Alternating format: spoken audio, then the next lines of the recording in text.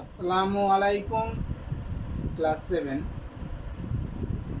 তোমাদের আগের ক্লাসে বর্গমূল কিভাবে নির্ণয় করতে হয় সেটা দেখানো হয়েছিল। আজকে আমরা বর্গমূলের আরও বিস্তারিত যে সমস্যাগুলো আছে সেগুলো নিয়ে আলোচনায় থাকব। দেখো, আগের দিনকে আমরা বর্গমূল কীভাবে নির্ণয় করতে হয় কোনো একটা সংখ্যার, সেগুলো তোমাদের দেখিয়েছিলাম। আজকে দেখো একটা একটু আলাদা টাইপের একটা দেখায়। ধরো দিয়ে আছে 5 স্কোয়ার গণিত 4 স্কোয়ার, এটা দিয়ে আছে। এর বর্গমূল করবে, এর বর্গমূল করবে। দেখো এর বর্গমূল, বর্গমূলের চিহ্ন কেমন না, এইটা হচ্ছে বর্গমূলের চিহ্ন। ঠিক আছে, কার বর্গমূল করছি, যে সংখ্যাটা বর্গমূল করছি সেটা এই সংখ্যার ভিতরে বর্গমূলের চিহ্নের ভিতরে লিখতে হবে। তাহলে কার বর্গমূল করলাম না 5 স্কোয়ার গণিত 4 স্কোয়ার। ঠিক আছে, এবার দেখো 5 স্কোয়ার মানে কি না, দুটো 5-এর গুণফল। 5 স্কোয়ার মানে 5 গণিত 4, আর 4 স্কোয়ার মানে হচ্ছে 4 গণিত 4। ঠিক আছে, এই বর্গমূলের চিহ্ন, এই বর্গমূলের চিহ্ন ভিতরে যদি দুটো একই সংখ্যা থাকে তাহলে বর্গমূল থেকে একটা সংখ্যা বেরিয়ে আসবে। যেমন √81, এটা মানে 9, কারণ √81টাকে 9 গণিত 9, তাহলে দুটো 9 থাকার জন্য একটা 9 বেরিয়ে আসছে। বুঝতে পেরেছো? সেই রকম এখানে দেখো এগুলো কিন্তু গুণ আকার আছে, এগুলো সব গুণ আকার আছে বলেই সম্ভব, যোগ থাকলে সম্ভব হয়। তাহলে গুণ আকারে দুটো যদি একই সংখ্যা থাকে তাহলে একটা সংখ্যা বর্গমূল থেকে বেরিয়ে আসবে। যদি দুটো থাকে তাহলে দুটো আছে বলে একটা 5 বেরিয়ে আসছে। আবার গুণ চিহ্ন দেখো, গুণ চিহ্ন আছে, দুটো 4 আছে বলে একটা 4 বেরিয়ে আসবে। তাহলে নির্ণীয় বর্গমূল কত হলো না এত, এর বর্গমূলটা তখন 20 হবে। বুঝতে পেরেছো?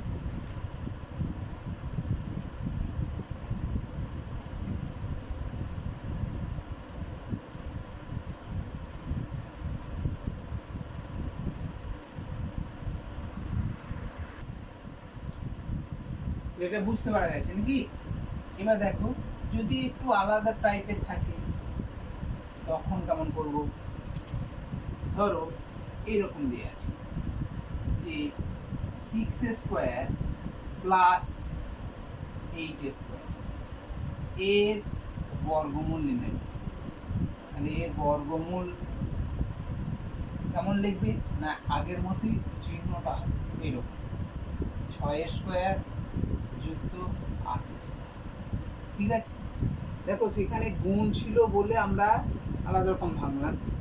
6 স্কোয়ার মানে কি, 6 স্কোয়ার মানে দুটো 6-এর গুণফল, 6 গণিত 6 সমান কত 36। তাহলে একবারে 36 বসিয়ে দিতে পারো এখানে। বুঝতে পারলে? প্লাস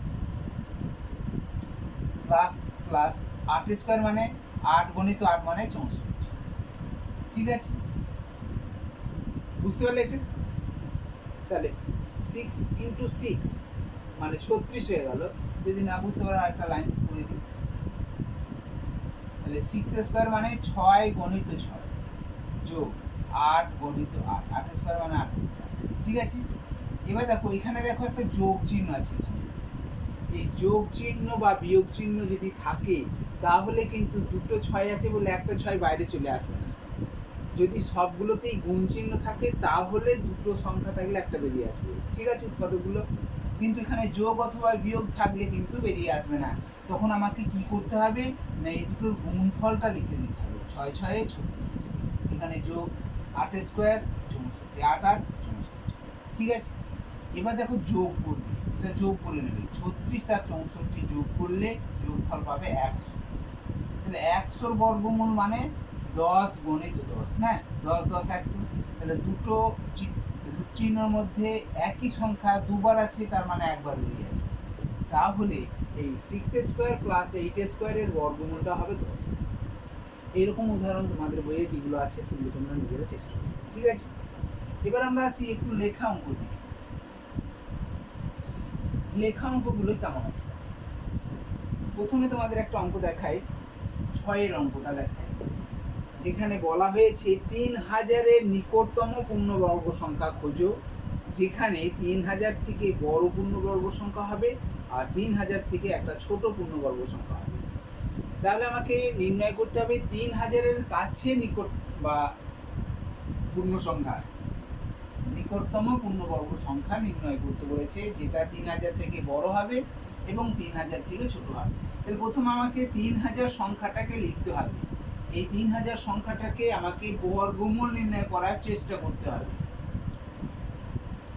একেবারে বর্গমূল হবে না, আমাকে চেষ্টা করতে হবে বর্গমূল কেমন ভাবে করতে হবে সেগুলো। তাহলে আমরা আগের দিন বলেছিলাম যে এখানে মাথায় দুটো করে দাগ দেবে, দুটো করে লাস্টের দিক থেকে সংখ্যার দুটো করে মাথার উপরে দাগ দেবে, ঠিক আছে।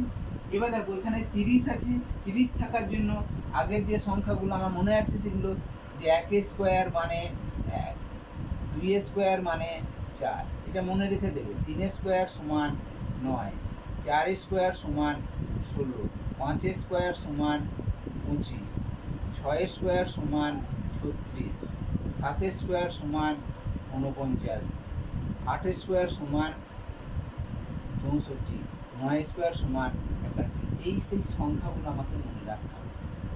তাহলে দেখো 30 সংখ্যাটা আছে, 30-এর কাছে কোন সংখ্যাটা আছে, 25 আছে। তাহলে আমার এইখানটা 25 তলায় বসাতে পারবো। 25 তলায় বসাতে গেলে এখানে 5, এখানে 5 দিয়ে 5 5 25। এবার দেখো বিয়োগ করলাম, 5 পেলাম, ঠিক আছে। আর এই যে মাথায় দুটো দাগ দাগ দিয়ে আছে, তার মানে দুজনেই নেমে যাবে, তাহলে দুটো শূন্য, 5 তো হয়ে গেল। এখন যেটা কাজ সেটা হচ্ছে এই সংখ্যাটার ডবল এখানে করা। তাহলে 5-এর ডবল কত না, 5-এর ডবল হচ্ছে 10, 5 গণিত 2, ডবল মানে 2 দিয়ে গুণ 10, ঠিক আছে। এবার দেখো কবার যেতে পারে, এখানে দেখো এইখানে সংখ্যাটার সঙ্গে এই সংখ্যাটা দেখো 5 বার যদি দাও, 5 বার এখানে পাশে লিখে নেবে একবার, 5 বার দিলে এখানে 105 হয়ে যাবে, আর তলায় 5 দিয়ে গুণ, ঠিক আছে। মানে বর্গ করা মানে ওপরে যে সংখ্যা নিচে সেই সংখ্যাটা দিয়ে গুণ করতে হবে। তাহলে 5 5 25, 5 একে 5, তার মানে 525 হয়ে যাচ্ছে, তাই না। 525 হয়ে যাচ্ছে, তার মানে 5 বার যাবে না, তাহলে কবার যাবে, নিশ্চয়ই 4 বার যাবে, 4, ঠিক আছে। তাহলে 4 বার দিলে কত হবে দেখো, 104 তলায় 4 বসবে, এখানে 4 দিলে এখানে 4 দিয়ে গুণ হবে, 4 4 16, 4 1 4, তার মানে 4 দিয়ে গুণ করলে 416 হবে। তাহলে বিয়োগ করলে দেখো 84 ভাগ, এখনো 84 এখনো কি বেড়ে যাচ্ছে, বেশি হয়ে যাচ্ছে। তার মানে 84 সংখ্যাটা যদি আমরা 3000 থেকে বাদ দিয়ে দিই, তাহলে যে সংখ্যাটা হবে সেই সংখ্যাটা নিশ্চয়ই পূর্ণবর্গ সংখ্যা। তাহলে লিখবে 3000 মাইনাস 84, এই যে বেড়ে যাচ্ছে এই সংখ্যাটা বাদ দিয়ে দিলেই দেখো 2916 হয়ে যাবে। এটা থেকে এটা বিয়োগ করলে 2916 হবে, যে সংখ্যাটা পূর্ণবর্গ সংখ্যা, তাই না। ইহা একটি পূর্ণবর্গ সংখ্যা, ইহা একটি পূর্ণবর্গ সংখ্যা, পূর্ণবর্গ সংখ্যা, ঠিক আছে। এটা দেখো 3000-এর থেকে ছোট, 3000 আমাকে বলেছি এখানে প্রশ্ন আছে যে 3000 থেকে ছোট পূর্ণবর্গ সংখ্যা কোনটা। তাহলে দেখো 3000 থেকে ছোট মানে 2916, 3000 থেকে ছোট, অতএব আমরা লিখতে পারি যে 3000 থেকে ছোট পূর্ণবর্গ সংখ্যা, পূর্ণবর্গ সংখ্যা কত না 2000, তাই না। পূর্ণবর্গ সংখ্যাটা কত হলো 2000, বুঝতে পেরেছো। তাহলে এটা 3000 থেকে ছোট পূর্ণবর্গ সংখ্যাটা বার করতে পারলাম। এখন প্রশ্ন হচ্ছে 3000 থেকে বড় পূর্ণবর্গ সংখ্যাটাকে কিভাবে নির্ণয় করব, ঠিক আছে, বুঝতে পারলে এটা। এবার দেখো যে 54 দিয়েছি, মানে বর্গমূলটা কত হয়েছে 54, তাহলে পূর্ণ সংখ্যাটা হচ্ছে 54। এই 54-র পরে যদি আমরা একবার বেশি দিতাম তাহলে আমাদের 525 হয়ে যেত। তার মানে 54-র পরবর্তী পূর্ণ সংখ্যাটা আমরা লিখব 54-র পরের সংখ্যা, 54-র এর পরের পূর্ণ সংখ্যা, কত না 55, ঠিক আছে। তাহলে লিখবে 55 এর বর্গ সমান কত না 55 গণিত 55 সমান, এটার সঙ্গে এটা গুণ করবে। গুণ করাটা দেখো, 55কে 55 দিয়ে গুণ করা। দেখো এখানে এককের অঙ্ক, দেখো দুটোই এককের অঙ্ক 5 আছে, হয়েছে। দুটোই যদি এককের অঙ্ক 5 থাকে এবং দশকের অঙ্কগুলো যদি দুটোই সমান হয়ে যায়, এখানে দুটোই 5 আছে, এখানে দুটোই 6 থাকতে পারে, দুটো 7 থাকতে পারে, অর্থাৎ এক কথায় এককের অঙ্ক যদি 5 হয় এবং সেই রকম ধরনের সংখ্যা যদি দুবার গুণ করতে হয়, যেমন ধরো 55 55 গুণ, যেমন 45 45 গুণ, যেমন 65 65 গুণ, 75 75 গুণ, 95 95 গুণ, এই ধরনের গুণগুলো কত সহজ হবে না।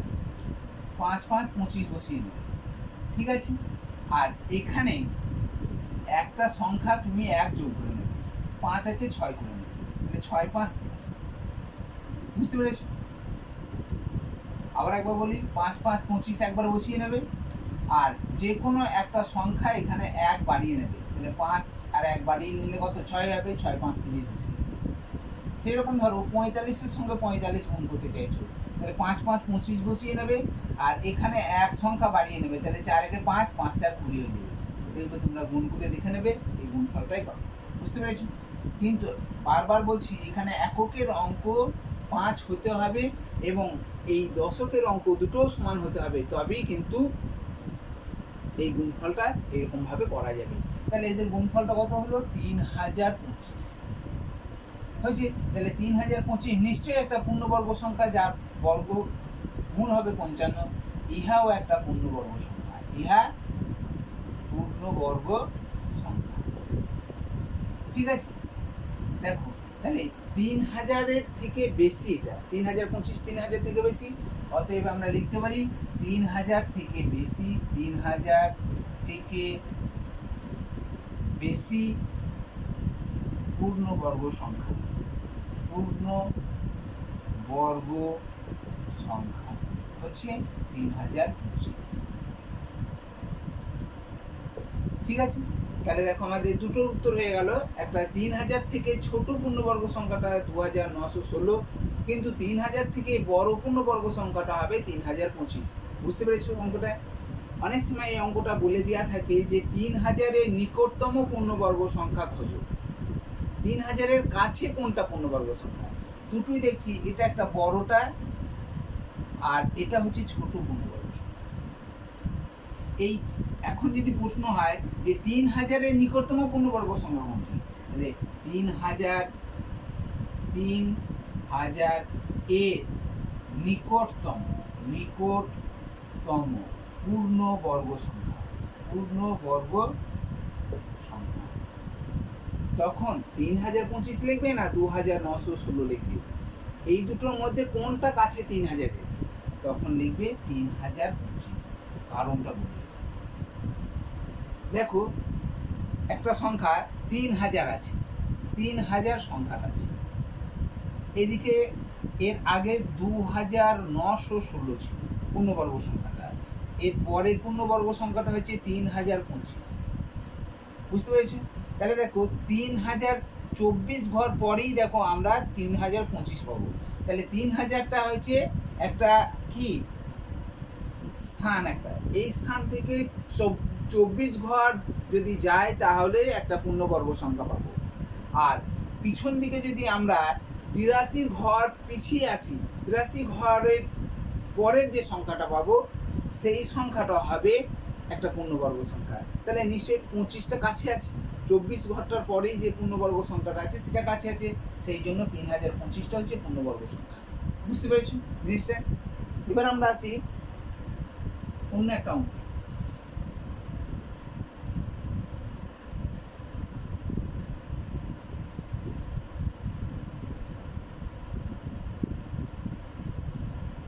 দেখো এরপর 8-এর দাগের একটা অঙ্ক দিয়ে আছে 50 50, অর্থাৎ 5050-এর সঙ্গে কোন ক্ষুদ্রতম ধনাত্মক পূর্ণ সংখ্যা যোগ করলে যোগফল একটি পূর্ণবর্গ সংখ্যা হবে।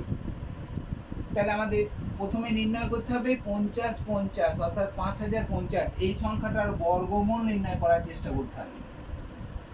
ঠিক আছে, তাহলে এই সংখ্যাটার বর্গমূল নির্ণয় করতে গেলে দেখো 50 এর কাছে কে আছে 49, তাহলে আমরা কে 49টা এর তলায় বসাতে পারবো। তাহলে কবার যাবে 7 বার, এখানে 7 বার, 7 7 49।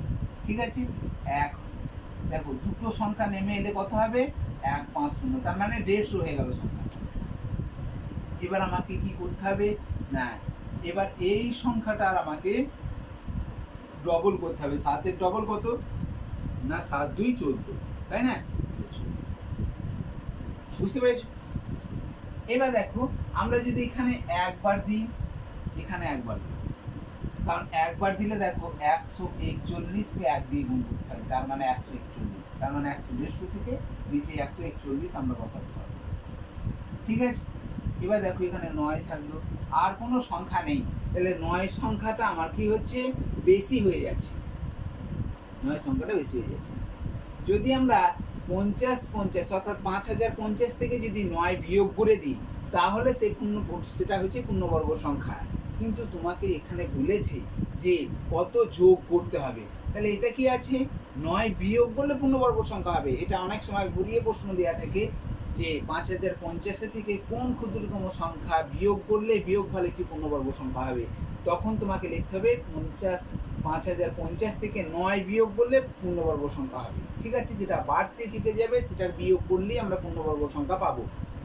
কিন্তু এখানে কত যোগ করতে বলেছে, তাহলে তোমাকে এই যে 72 সংখ্যাটা, এই 71 যে সংখ্যাটা পূর্ণবর্গ সংখ্যা পেলাম তাহলেও মিলল না, তাহলে নিশ্চয়ই 72 পরবর্তী সংখ্যাটা আমাকে লিখতে হবে। তাহলে কি লিখবে 71 এর পরের পূর্ণ সংখ্যা কত না 72।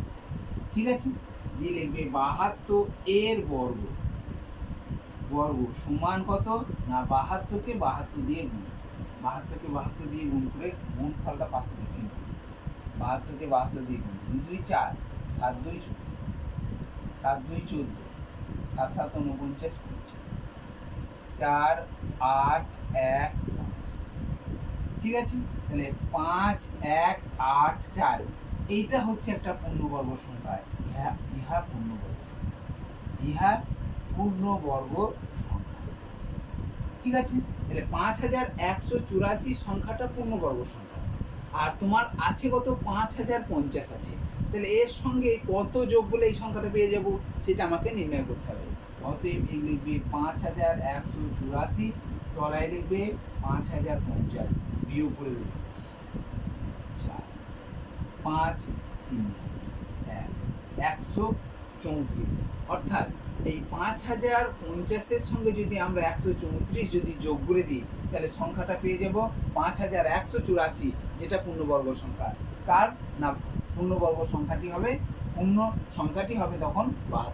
ঠিক আছে, তাহলে আমাকে এখানে লিখতে হবে অতএব 5050 এর সঙ্গে 134 যোগ করলে যোগফল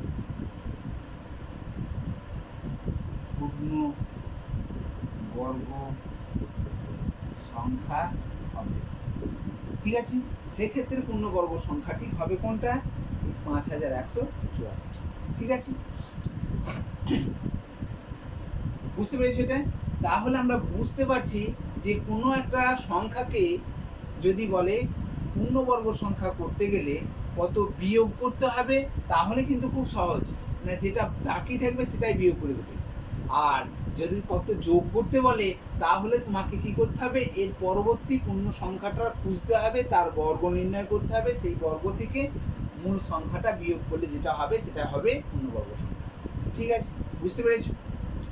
এটাকে যদি আমরা একটু অথবা দিয়ে নিয়মে করি তাহলে নিশ্চয়ই আরো ভালো হবে। এটা বুঝতে পেরেছো তো নিশ্চয়ই? এবার দেখো আমরা এটাকে যদি আমরা অথবা নিয়মে করি, আমরা এই পর্যন্তই রেখে দেবো, এই পর্যন্ত রেখে দেবো, এটা দিলাম, হয়েছে? দেখো 7 বার দিয়ে আমরা এই পর্যন্ত বুঝতে পেরেছি। তাহলে একবার দিলে দেখছি যে এখানে ভাগফলটা ভাগশেষটা 9 ছিল, কিন্তু যখনই বলবে যে কোন সংখ্যা যোগ করতে বলেছে, তার মানে কি এর থেকে বেশি হতে হবে সংখ্যাটা। তার মানে তোমার একবার যাবে, সেই সংখ্যাটা একবার যাবে, কিন্তু প্রকৃতপক্ষে একবার যাবে, কিন্তু তোমাকে দুবার দিয়ে দেবে, দুবার এখানে দেবে। তাহলে 142কে কত দিয়ে গুণ করবে? 2 দিয়ে গুণ করবে। ঠিক আছে, তাহলে 2 2 4 আর 14 2 28। তাহলে এখানে লিখবে 284, এখানে বিয়োগ চিহ্ন। ঠিক আছে, বুঝতে পেরেছো? তাহলে 150, আর এখানে বেশি হয়ে যাচ্ছে, বেশি হোক, কোনো অসুবিধা নেই, বেশি হোক। তাহলে কি হচ্ছে, 150 ছিল, এখন 284 হয়ে যাচ্ছে। তাহলে এই জায়গা থেকে 150 বিয়োগ করে দাও, উপরটা বিয়োগ করে দাও, কত হবে? 4 3 1 হয়েছে 134। যেটা কি চিহ্নটা কি আছে? বিয়োগ চিহ্নটা। এটা হচ্ছে যোগ চিহ্ন, এটা হচ্ছে বিয়োগ চিহ্ন আছে। তার মানে কি এই সংখ্যাটা বেশি বড়, তার চিহ্নটা বসবে। তার মানে বিয়োগ 134। বিয়োগ 134 মানে হচ্ছে তোমাকে ধার করতে হবে, এর সঙ্গে আরো 134 যোগ করে দেয়া। এখানে বিয়োগ 134 মানে হচ্ছে তোমাকে এর সঙ্গে আরো 134 যোগ করলে সেটা পূর্ণবর্গ সংখ্যা হবে। অতএব এখানে লিখবে যে 5050 এর সঙ্গে 134 যোগ করলে যোগফল পূর্ণবর্গ সংখ্যা। বুঝতে পেরেছো? যখন বলে কোনো সংখ্যা যোগ করতে বলবে, তখন তুমি একবার যেটা যাবে তার থেকে একবার বেশি দিবে। বুঝতে পেরেছো? আর যদি এটা না বুঝতে পারো, আগের নিয়মে যেটা করেছি সেরকম ভাবেই করবে। ঠিক আছে, এরপর দেখো, তাহলে এটা 8-এর দাগের অথবা অঙ্কটা দেখালাম, অথবা। ঠিক আছে, এবার দেখো আমরা একটু লেখা অঙ্ক একটু করছি, এগুলো তোমরা নিজেরা পারবে করতে। যেমন বলেছে 9-এর অঙ্কটা, যে বারুইপুরের এক পেয়ারা বাগানে 1764 পেয়ারা গাছ লাগানো আছে। যতগুলি সারিতে পেয়ারা গাছ লাগানো হয়েছে, প্রতি সারিতে ততগুলো করে পেয়ারা গাছ আছে। যতগুলো সারি আছে ততগুলো পেয়ারা গাছ আছে। হিসাব করে দেখব যে কতগুলো পেয়ারা গাছ আছে। দেখো এখানে একটা শব্দ ব্যবহার করা হয়েছে, যতগুলো সারি আছে ততগুলো করে পেয়ারা গাছ আছে। তার মানে এই সংখ্যাটি, অর্থাৎ সংখ্যাটি হচ্ছে চারা গাছের যে সংখ্যা, পেয়ারা গাছের যে সংখ্যা 1764, এর বর্গমূলটাই হবে চারা গাছের, মানে প্রতি সারিতে কতগুলো চারা গাছ আছে বা পেয়ারা গাছ আছে সেটার সংখ্যা। ঠিক আছে, এবার দেখো 10-এর যে অঙ্কটা একটা আছে, হোমিওপ্যাথি ঔষধ রাখার বাক্সে 1225টি শিশি রাখা ঘর আছে। যতগুলি এমনভাবে সাজানো আছে ঘরগুলি, যাতে যতগুলি সারি আছে প্রতি সারিতে ততগুলোই কি আছে? ঘর আছে। যতগুলো সারি ততগুলো করে ঘর। তার মানে এখানেও নির্ণয় বর্গমূলটাই হবে 1225-এর, সেটাই হচ্ছে যে বাক্সটির কতগুলো সারি আছে সেটা নির্ণয় করা। এরপর 11 দাগের অঙ্কটা হবে। 11 দাগের অঙ্কটা তোমাদের একটু দেখা। 11 দাগের অঙ্ক তোমাদের দেখবে ক্লাস 6-এও এরকম অঙ্ক ছিল, যে 3টি ধনাত্মক পূর্ণ সংখ্যার, ধনাত্মক সংখ্যা কোনগুলো না, 0 থেকে বড় যে পূর্ণ সংখ্যা সেগুলো হচ্ছে সংখ্যাগুলোকে বলা হচ্ছে ধনাত্মক পূর্ণ সংখ্যা।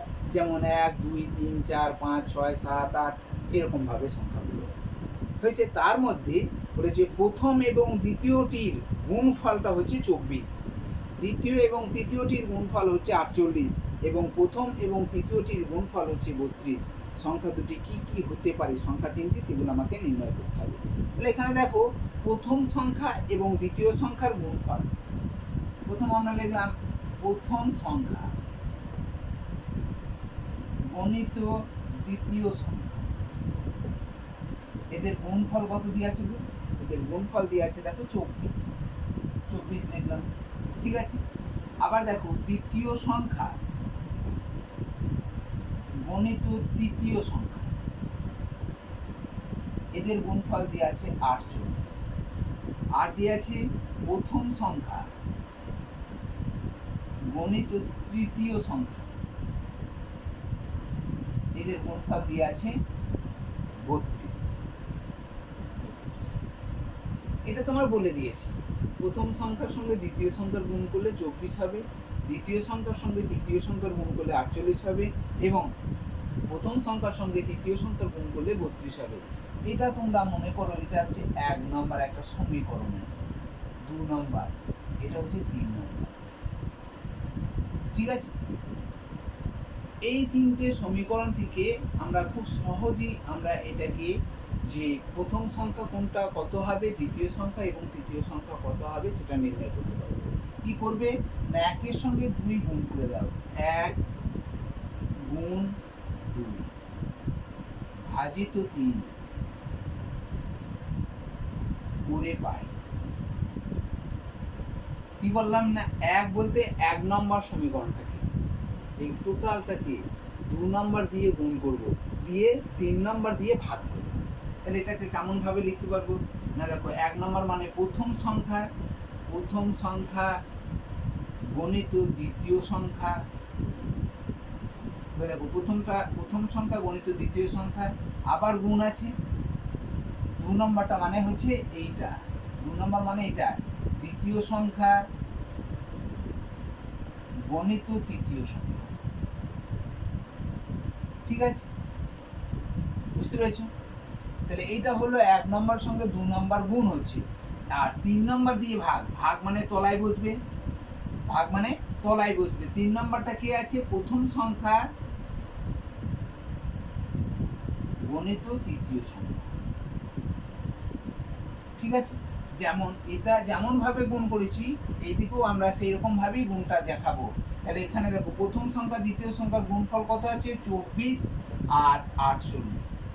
প্রথম সংখ্যা গণিত দ্বিতীয় সংখ্যা কত আছে, 24, তার সঙ্গে গুণ করছি কোনটা, দ্বিতীয় সংখ্যার সঙ্গে তৃতীয় সংখ্যার গুণ করছি, আর ভাগ করছি প্রথম সংখ্যা তৃতীয় সংখ্যা, কত ভাগ আছে, 32 ভাগ।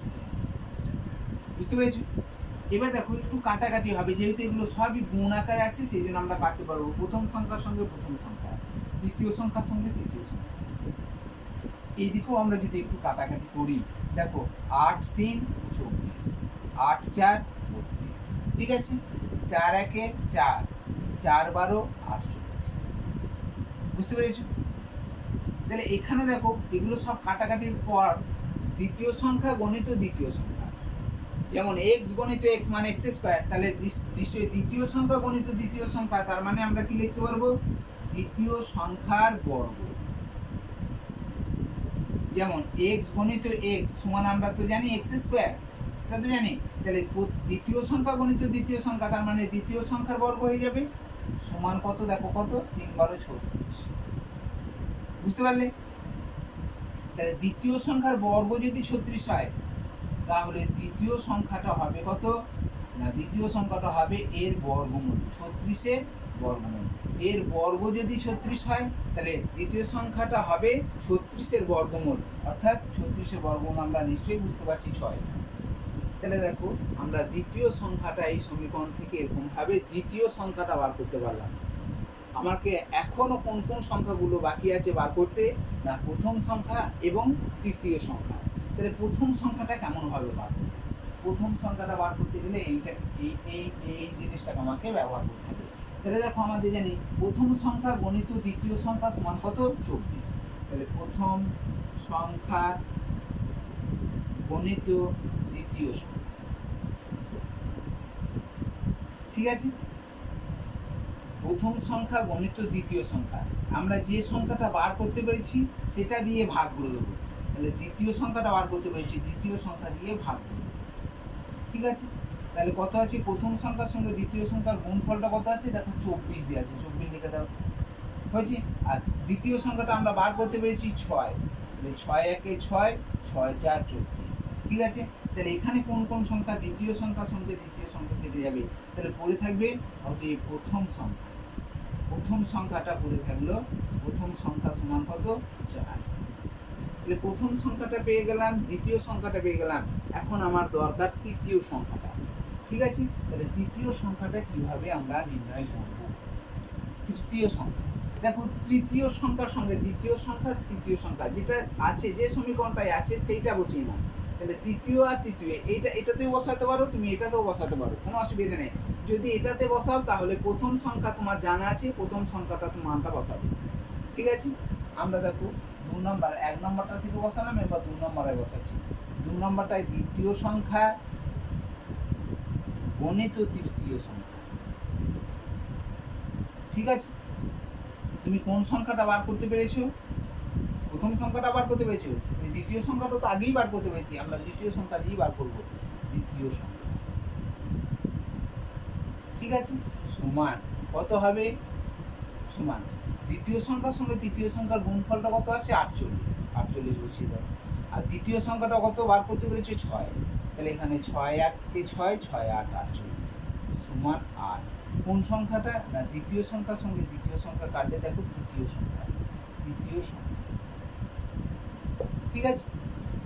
তাহলে আমাদের প্রথম সংখ্যা, দ্বিতীয় সংখ্যা এবং তৃতীয় সংখ্যা জানা ছিল না, আমরা বার করতে পারলাম। ঠিক আছে, তাহলে এখানে অতএব দিয়ে লিখবে যে প্রথম সংখ্যা হচ্ছে প্রথম সংখ্যা সমান 4, দ্বিতীয় সংখ্যা সমান 6 আর তৃতীয় সংখ্যা সমান 8। যেটা দেখে দেখে বসাবে। প্রথম সংখ্যা 4, দ্বিতীয় সংখ্যা 6, তৃতীয় সংখ্যা 8 আমরা বার করতে পেরেছি। এগুলো লিখে দেবো।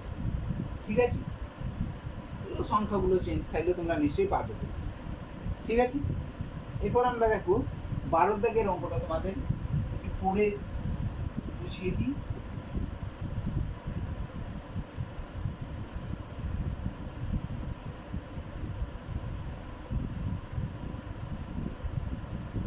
বারোর দাগে যে অঙ্কটা আছে সেখানে বলেছে শিবাজি সংঘের ক্লাবে যতজন সদস্য আছে প্রত্যেকে তত সংখ্যার 5 গুণ টাকা দিয়েছে, দিয়ে মোট 5,15,205 টাকা চাঁদা উঠেছে।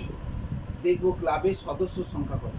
দেখো চাঁদা যখন দিয়েছে 5 গুণ করে টাকা দিয়েছে, সেই জন্য মোট চাঁদাটাকে 5 দিয়ে ভাগ করে নেবে। যে ভাগফলটা পাবে সেই ভাগফলটার বর্গমূলটাই হবে তার সদস্য সংখ্যা। ঠিক আছে, যেহেতু 5 গুণ সংখ্যক টাকা দিয়েছে, তার সদস্য সংখ্যার 5 গুণ টাকা দিয়েছে, সেই জন্য মোট টাকা চাঁদার যে মোট চাঁদাটা আছে সেই চাঁদাটাকে 5 দিয়ে ভাগ করে নেবে। সেই ভাগফলটার বর্গমূলটাই হবে ক্লাবের সদস্য সংখ্যা। এরপর দেখো 13 দাগের একটা অঙ্কটা খুব ভালো অঙ্ক দিয়েছে। দার্জিলিংয়ের একটি বাগানের মালিক মোট 1080টি কমলালেবু পেরেছেন। সেই কমলালেবুগুলো কতগুলি ঝুড়ি এনে তার মধ্যে প্রত্যেকটিতে ঝুড়ির সমান সংখ্যক কমলালেবু রাখতে চেয়েছে। যতগুলো ঝুড়ি এনেছে তার সমান সংখ্যক কি করতে চেয়েছে? কমলালেবু রাখতে চেয়েছে। দিয়ে দেখলো 9টি কমলালেবু কম পড়ছে। তার মানে ঝুড়িতে এখনো যে শেষ ঝুড়িটাতে আমরা রাখছিলাম সেটাতে দেখছি যে 9টা কম পড়ছে। তার মানে বুঝতে পারছি যে 9টা আরও দরকার ছিল। তবে আমরা সমান করে প্রত্যেকটা ঝুড়িতে সমান করে আমরা কি করতাম?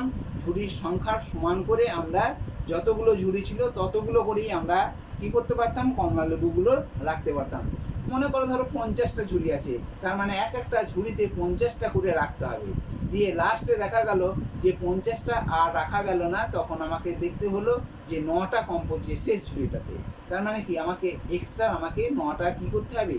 আনতে হবে। তাহলে সমস্যাটা দাঁড়াবে কি না 1080-র সঙ্গে 9 যোগ করে নেবে।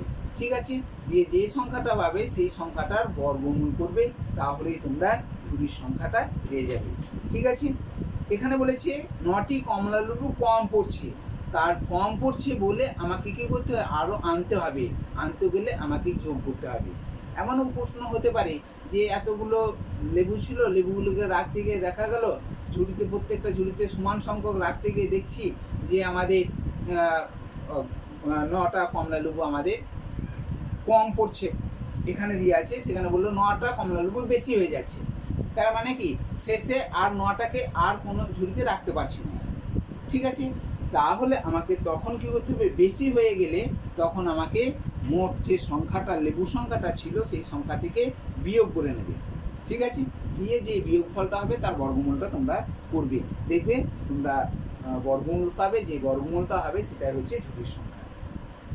ঠিক আছে।